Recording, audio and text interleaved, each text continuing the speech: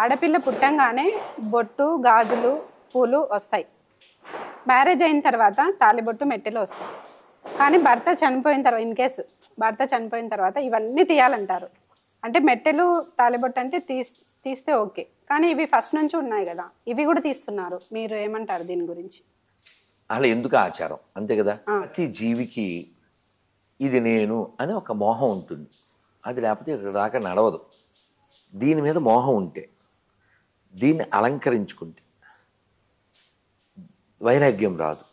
వైరాగ్యం రాకపోగా లోకంలో చాలా అక్కర్లేని బంధాల్లో, అక్రమ బంధాల్లో చిక్కుపడవలసి వస్తుంది.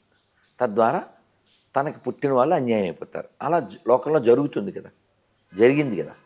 కాబట్టి తన మీద ఎవరి దృష్టి పడకుండా ఉండడానికి, ఏకాగ్రత భంగం కాకుండా ఉండటానికి, వ్యవస్థ నాశనం కాకుండా ఉండటానికి ఇలాంటి సిస్టమ్ పెట్టడం జరిగింది.